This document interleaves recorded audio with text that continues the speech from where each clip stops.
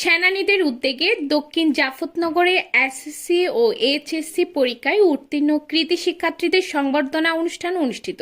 ফটিকছড়ি জাফরনগর ইউনিয়নের এসএসসি ও এইচএসসি 2025 সালের পরীক্ষায় উত্তীর্ণ শিক্ষার্থীদের সংবর্ধনা অনুষ্ঠান অনুষ্ঠিত হয়েছে।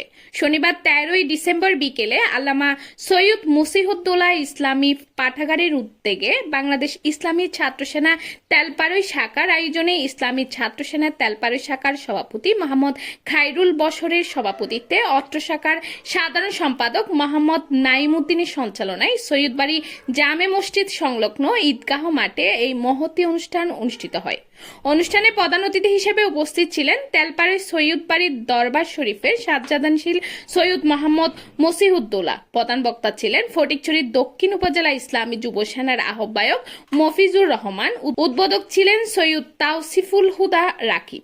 বিশেষ বক্তা ছিলেন নজিবুল হক আজাদ, কে এম মহিউদ্দিন। বিশেষ অতিথি ছিলেন জাফরনগর ইউনিয়ন 8 নং ওয়ার্ড সদস্য নাসির উদ্দিন, 9 নং ওয়ার্ড সদস্য নাসিম উদ্দিন। আমন্ত্রিত অতিথিবৃন্দের মধ্যে উপস্থিত ছিলেন মোহাম্মদ হুসেন উদ্দিন, জালাল উদ্দিন, মোজাম্মেল হক সহ আরো অনেক ব্যক্তিবর্গ উপস্থিত ছিলেন। এই তো পরীক্ষায় উত্তীর্ণ হওয়া শিক্ষার্থীদের প্রতি বছরের ধারাবাহিকতায় এই বছর এসএসসি ও এইচএসসি পরীক্ষায় উত্তীর্ণ শিক্ষার্থীদের মাঝে সংবর্ধনা প্রদান করা হয়। আগামীতে অনেক পথ তোমাদের রয়েছে, তোমাদের কষ্ট করতে হবে, সাধনা করতে হবে, জীবনের শেষ পর্যায়ে যেতে হবে আমাদেরকে। তাই আমি তোমাদেরকে মোবারক জানাচ্ছি, অভিনন্দন জানাচ্ছি। তোমাদের আগামী যাত্রা সুন্দর হবে এবং তোমরা জীবনের শেষ পর্যায়ে উঠে জীবন যেন গ্রহণ করতে পারো।